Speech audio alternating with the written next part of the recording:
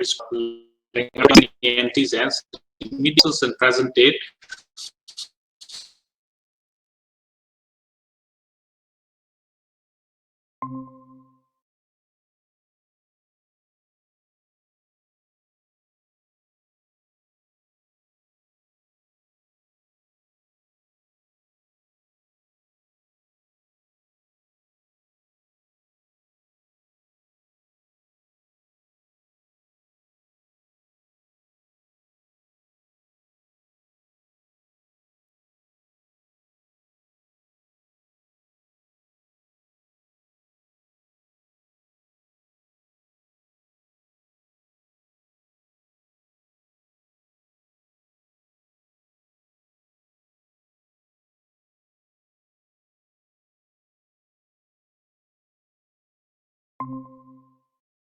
Can recognize it.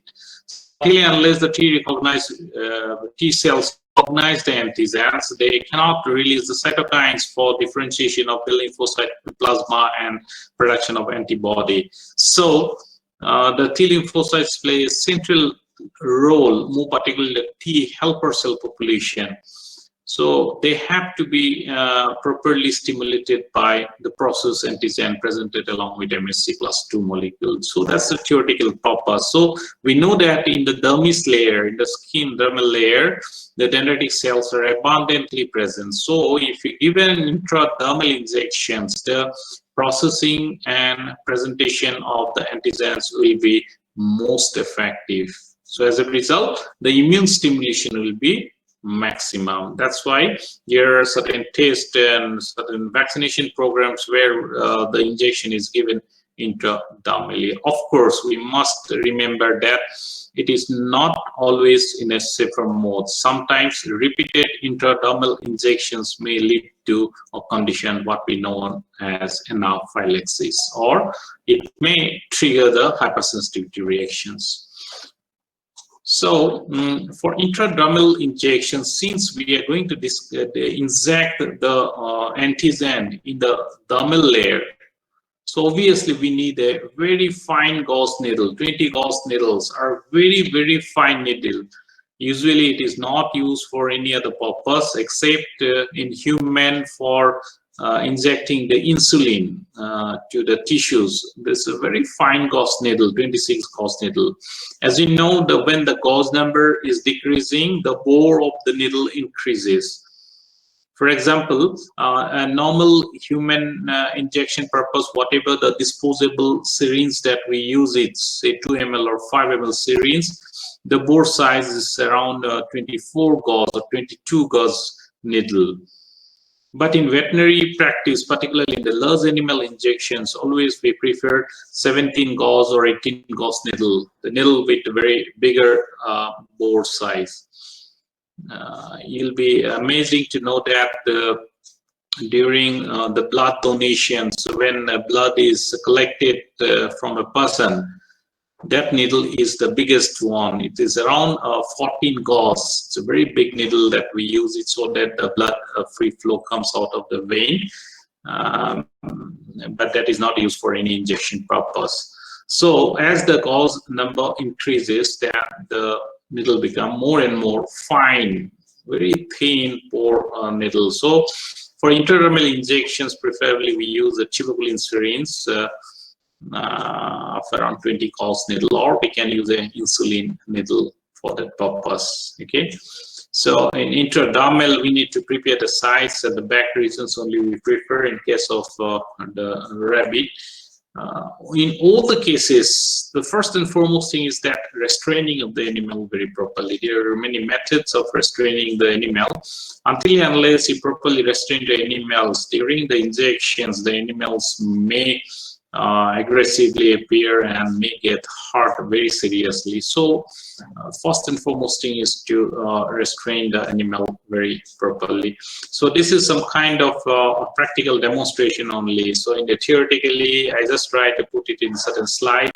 I hope that you will understand, and some videos are also available online that will also give some help in understanding how to restrain the animal for injection purpose or for collection of blood. So basically, the area where we give intra-abdominal injections, we have to save out the hair. First, we have to clip, and then we have to save out the hair so that the skin become visible to us, because these rabbits and guinea pigs, they are fur animal, and we have to remove it. After that, we have to clean it up with 70% ethanol as a disinfectant. Then the skin fold we can hold in between the thumb and the forefingers, and then minimum volume of only 0.1 ml. Remember, this is important for you. You can note it down. Intradermal injections, we never go beyond 0.1 ml inoculum, because 0.1 ml will produce a small blade in the skin, and beyond that, if you give it, that will lead to some tissue damage. So the size will be 0.1 ml inoculum only. We have to inject it, and that will give rise to a pea-sized and white anemic nodule at the site of injection.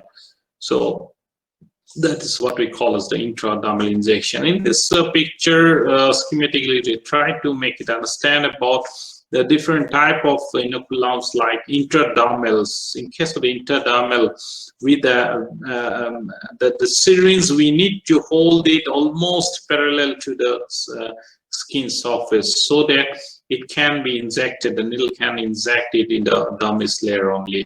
Okay, so some different angle wise, just to make you understand how it works. Like intramuscular, it is the most deepest route of inoculation, so we can inject it perpendicular to the skin surface to deep inside the muscles. Okay, subcutaneous is another injection which is just below the skin, on above the muscle layer. In this area we inject it, and over the intravenous inoculum. So when we give the intradermal inoculations, then there is formation of a small blade. This is an indication. Until and unless this small pea-nut-like blade is produced, you cannot assure that the injection is going intradermally. So very carefully we have to give it.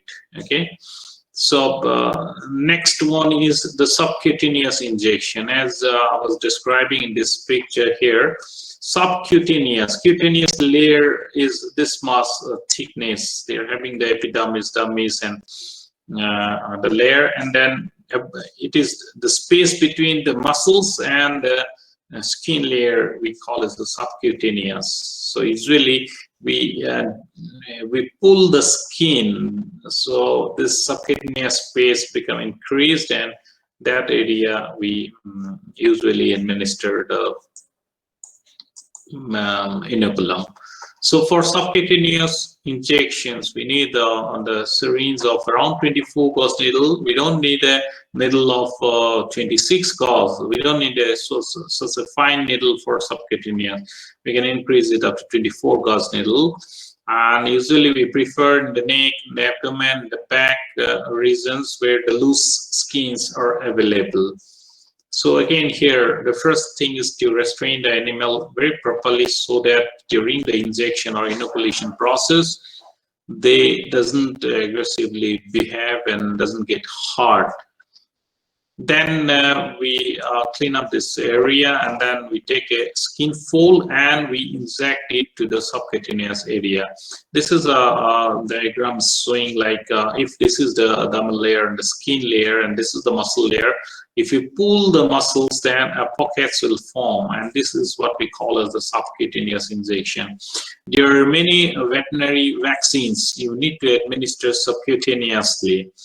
So there are certain medicines that we use in veterinary practice that should be strictly injected subcutaneously. If it goes intramuscularly, then the animals may develop some toxic signs and symptoms, or it may go intradermally. That also hamper the health of the animals. So strictly it should go in the subcutaneous area. So this all depend on the practice. If you try, then definitely we can do it. Okay, as you know, in the subcutaneous tissue we don't have any major organs or other kind of solid structure, so easily we can get a lot of space for injection purpose. So as such, the injection volume may increase up to say 2 to 5 ml in large animals, and then in the small animals obviously it should be the less volume. Of course it should we can inject more than 0.1, say up to 0.5 or even up to 1 ml we can inject in the subcutaneous space. Okay, so here also equally the antigen inoculums will get absorbed to the skin dermis for presentation and processing by the cells, as well as in the muscles also it will get absorbed gradually. Okay, one of the benefits of giving subcutaneous injection is that the antigens will retain for a longer duration in this area, and slowly it will be released and absorbed to the system. So that will give enough space, the time for exposure to the immune system, so that the immunity can be generated or the serum can be raised properly. Our discussions is mainly focused on how to raise the serum against an antigens, or to study how like what are the things that happen after injection of antigen. So this is a method showing taking a skin fold and then injecting on antigen subcutaneously. So usually it says that at a 45-degree angle, not parallel to the skin surface. At an angle of 45 degrees, if you inject, then the needle should go to the subcutaneous tissues. Otherwise, if you reduce this angle, there is a possibility that the injections will remain within this dermal layer. Anybody is waiting again? No. Okay, fine.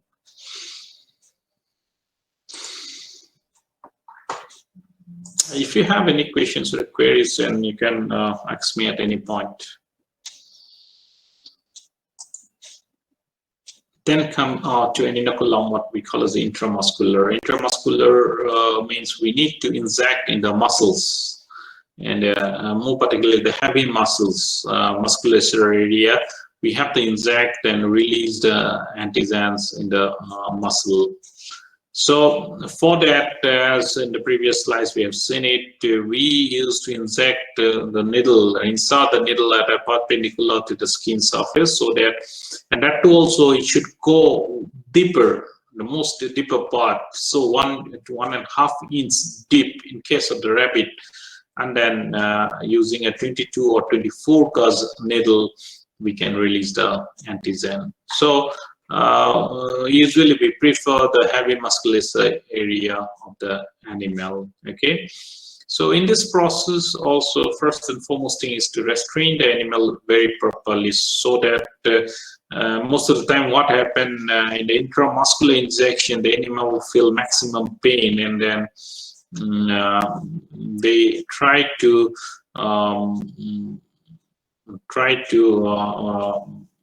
aggressively behave at the time of the injections, maybe out of severe pain, and then they have to restrain it very properly so that the needle doesn't hurt the internal part or the organs. Okay, so the area through which we have to insert the needle have to be cleaned up or disinfect with 70% ethanol, and then we can insert the needle with the loaded antigen or medicine. So here all the times, please remember that you need to do a small test before injecting the medicine to intramuscularly. Sometimes what happens when you push the needle to the muscles, it may happen that the needle finally they punch a artery or vein inside the muscles, and at the end when the needle will remain open, it may be within a blood vessel. So if you inject it, all the medicine will go intravenously, rather you are trying to push it intramuscularly. So please remember all the time in your life, whenever you give an intramuscular injection, after inserting the needle to the muscles, please try to pull it a little bit If blood comes, that indicate the needle end. The end of the needle is piercing a blood vessel. So we have to withdraw a little bit and should give in the muscles only. If nothing is coming out when you draw it, then it understand that it is purely within the muscles. And then slowly we can release the antigens to the medicine intramuscularly. So just highlight it here. Please remember this point, because there are certain medicines which are meant to be given or administered intramuscularly, not intravenously. More particularly, some of the colloidal medicine substances. If by accident, if you give intravenously, then the animal may die suddenly because of wrong administrations inside the blood vessels. Those are meant for intramusculars only. Same is the thing in case of subcutaneous injection. Also have to be very, very careful, because there are certain medicines which never to be given intravenously. So those cases we have to follow this trick. So after inserting the needle, we need to draw the plunge a little bit just to check that no blood is coming within the syringe. If not, then you can push the medicine to the area. So please try to remember this one. So this is showing one way, like both the hind legs are properly handled between the hand and grabbing its hand and properly restraining the animal, we can give intramuscular injection. So after inserting the needle, we need to pull the plunge a little bit so as to see that no blood has come out. Because this is a blind process. When we insert the needle, it may go inside. This is another way of showing, but this is another preferred one. Can wrap the whole animals with towel so that they cannot extend their legs and hurt themselves, so we can properly restrain it. Okay. So again, here the picture is showing intramuscular injection. Usually we give perpendicularly to the skin and insert the needle deep inside, 1 to 1.5 inch deeper. It will passes through all the other layer and then it will reach the muscles. And then after inserting the needle, slightly pull this plunger so as to say that the blood has not come inside the syringe. Then you can push the medicine, administer this medicine. So this is a blind process. When you insert the needle in this way, sometimes the tip of the needle may rest on a blood vessel. So in that case, if you inject it, the medicine may go intravenously. That will be a wrong way of administration. So the intramuscular injection here is swing, restraining the animals and injecting perpendicularly to the heavy muscles. Then comes to another techniques is called as the intraperitoneal injections. Intraperitoneal injection. Anybody still okay?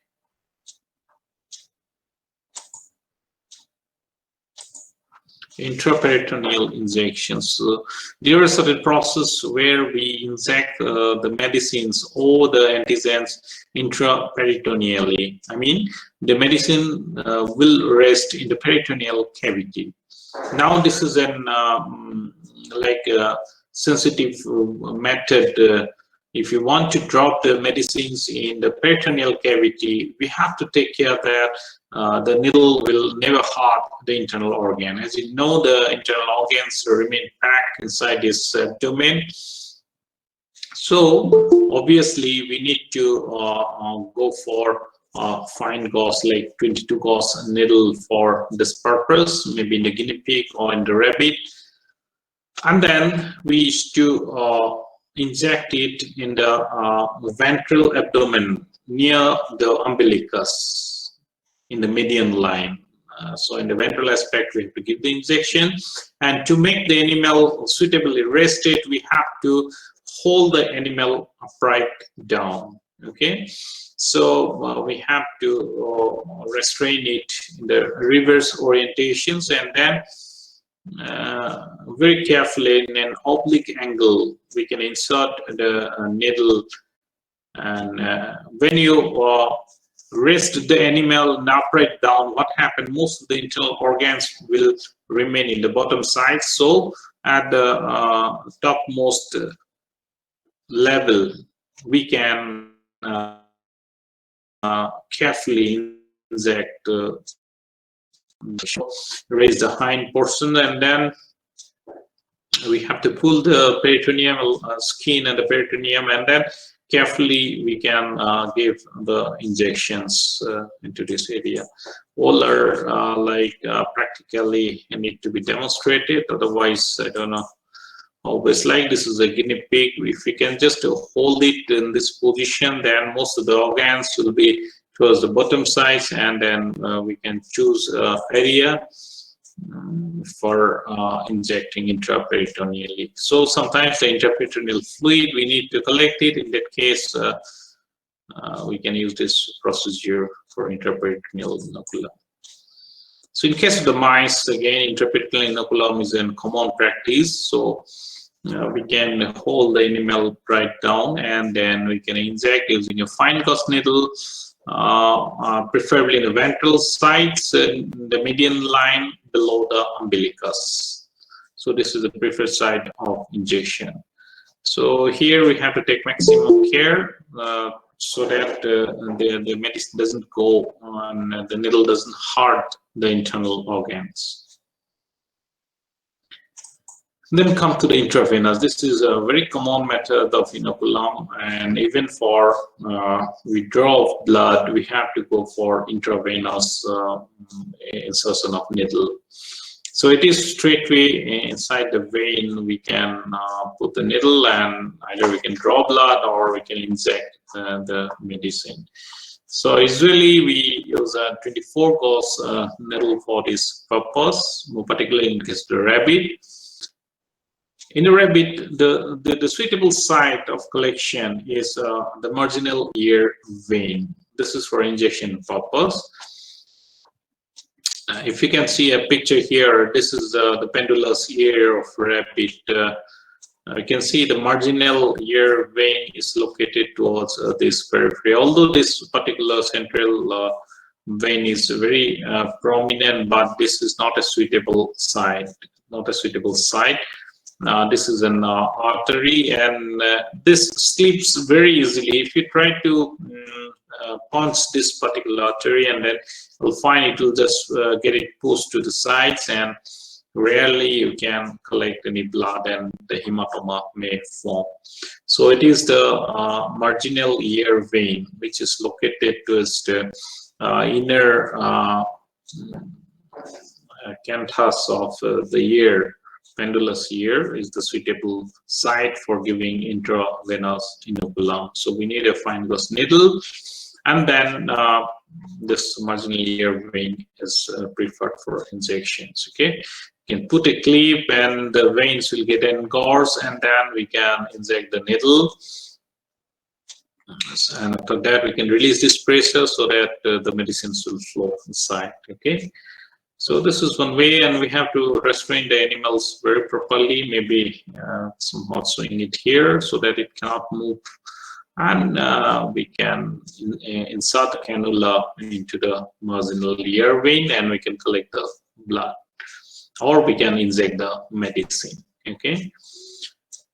However, if you go for certain experiment and suppose the hyperimmunization of the rabbit, and finally you want to collect a large amount of blood, say 10 ml or 20 ml of blood, so in that case, this marginal ear vein is not sufficient.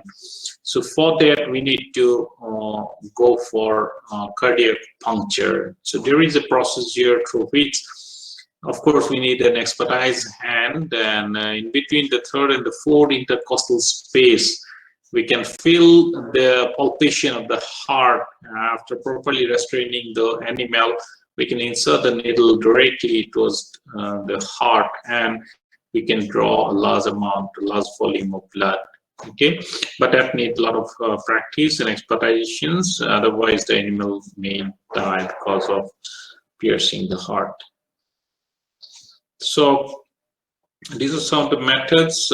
Now coming to the mice again, yes, in lot many experiment we use the mice as a model, and where we study the immune response against the vaccines or immune response against certain antigen. So in that case, to study the immune response, we need to collect the blood from the mice and weigh the site of collection of blood from mice. It's obviously not the ear because they have a very small ear, so we can collect it from the caudal vein. Caudal vein is present the best tail, and again, the restraining the mice is in the hand is not sufficient for proper controlling. So we can put them into an open tube like this way, and then we can take out the tail. And this tail, we can put it in warm water. There is a procedure where we can put the tail in warm water. And when you keep it in the warm water, the veins get engorged because of the temperature. So when the vein become bigger in size because of inflammation, so easily we can draw the amount of blood. But this amount of blood will be a very minimal amount. Even we can go for intravenous injection of antigens or drugs, but always the volume is should be very small because the veins are extremely small. So if you want to draw the blood, hardly we can draw a volume of say 0.1 to 0.2 ml, not more than that. So this way, these are some of the sites through which we can use it for administration of antigen. Okay, so this was what I prepared for today's class, and this is all about the different sites and the location for giving administration of injection in the laboratory animal. So quickly, if you recollect it, then it will be the intravenous method. Then it's the intraperitoneal method. Then we talk about the intramuscular method, and then we talk about the subcutaneous method of administrations, and finally the intra-abdominal method. So these are different methods of inoculation into the laboratory animal. So in our next class, we'll talk about how to collect the blood from the animal, and how we can separate the serum, and how we can get the plasma, and how to preserve plasma and serum for future use. Okay. So thereafter, again, we'll come to this chapter of hyperimmunizations and the use of adjuvant. Yeah. That's all for today's class. If you have any specific query or points, we can discuss. Thank you very much.